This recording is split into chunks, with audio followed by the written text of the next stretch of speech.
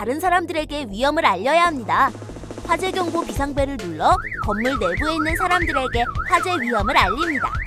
엘리베이터는 절대 이용하지 말고 계단의 비상구를 이용해 탈출을 시도합니다. 대피할 때는 낮은 자세로 물에 적신 담요와 수건 등으로 몸과 얼굴을 감싸고, 만약 아래층으로 대피할 수 없는 경우는 옥상으로 대피해 구조를 기다립니다. 혹시 옷에 불이 붙었을 때에는 두 손으로 눈과 입을 가리고 바닥에서 뒹굽니다. 눈과 입을 가리는 것은 얼굴에 화상을 입거나 폐에 연기가 들어가는 것을 막기 위해서 그렇습니다. 노약자의 경우 주변 사람들이 수건이나 담요를 덮어서 불을 꺼주도록 합니다. 한편 화재를 신고할 경우는 침착하게 119를 눌러 화재 사실과 장소, 화재 종류 등에 대해서 상세히 설명하도록 합니다. 더불어 응급한 환자 등이 있을 경우 이에 대한 이야기도 함께 하도록 합니다. 화재가 났을 때 당황할 수 있겠지만 차분히 본인의 안전을 확보하고 관련 신고를 신속하게 할 경우 화재에 따른 피해를 최소화할 수 있습니다. 잊지 맙시다.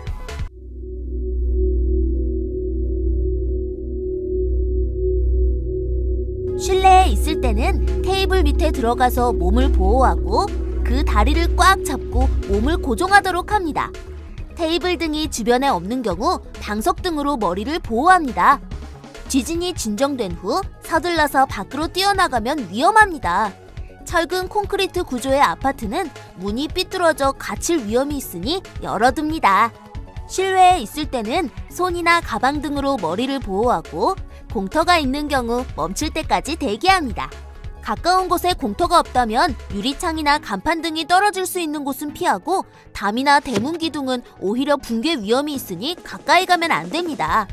많은 사람들이 모이는 장소에서 지진의 피해를 부추기는 건 혼란의 발생입니다. 관계 직원이나 공무원의 안내를 받아 행동하고, 지하상가는 지진에 비교적 안전하니 정전되더라도 당황하지 않고 비상등을 따라 이동하면 됩니다. 부상자가 있는 경우 적절한 응급조치를 해야 합니다. 일반인들도 부상자들을 위해 적절한 응급처치를 할 수 있는 능력을 평소에 길러두어야 합니다. 마지막으로 지진으로 인한 대피는 침착하게 하고 소지품은 최소한으로 합니다. 먼저 가족과 이웃의 안전을 확인한 후 주변 사람들과 서로 협력해서 피난하도록 하고, 노인, 장애인, 어린이, 다문화 가족 등을 먼저 구하는 등 재난 시에는 서로 돕는 자세가 절실합니다. 그리고 사람들이 동요하지 않도록 올바른 정보를 공유하고 침착하게 행동해야 합니다. 가정 내에는 평상시에 비상대비 물자를 준비해 두어야 해요. 식량은 가급적이면 조리와 보관이 간편한 것으로 31분을 준비해 주세요. 요리할 수 있는 취사도구도 필요하겠죠? 이외에도 친구, 의류, 라디오, 양초 등도 챙겨야 해요. 아, 구급약 같은 것도 있어야겠어. 가정용 비상약품도 챙겨야겠지? 이 통조림은 유통기한이 얼마 남지 않았어. 라디오 배터리도 다 된 것 같아. 새로 준비해야겠어. 조리가 필요 없는 통조림을 챙겨주세요. 라디오, 그리고 충분한 배터리를 준비해주세요. 한 사람당 최소 한 벌씩 두툼한 옷과 튼튼한 신발을 준비합니다. 의약품은 가족 구성원의 특성을 고려해 준비해주세요. 대피할 때에는 보험증서, 계약서, 여권 등 중요 서류를 함께 챙겨가세요. 음식과 물은 15분 이상 끓여 먹어야 해요. 몸과 집안의 위생관리를 철저히 해주세요. 철저한 관리와 정부의 안내에 따른 행동이 여러분의 안전을 지킬 수 있는 방법입니다.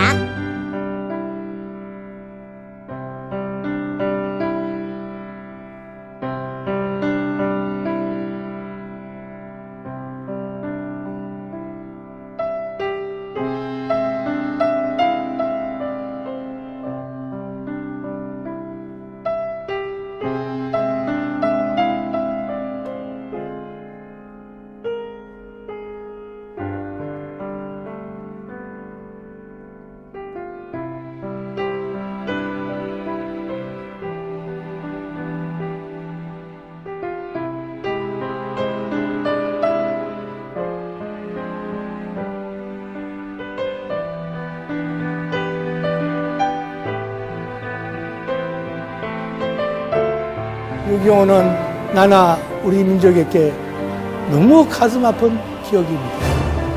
6.25의 교훈을 잊어버린다면 또 다른 6.25가 찾아올지 모릅니다.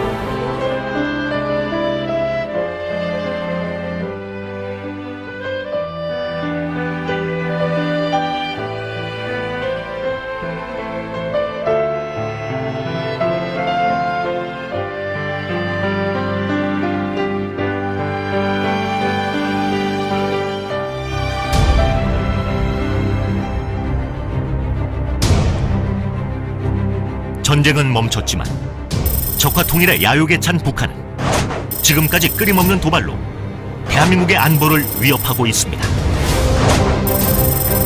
하지만 대한민국의 용사들은 굴하지 않았습니다. 기꺼이 목숨을 바쳐 조국을 수호해냈습니다.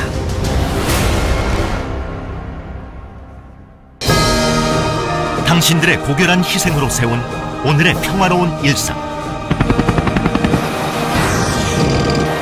조국에 닥친 시련 앞에서 모두가 하나 되어 당당히 이겨냈던 것처럼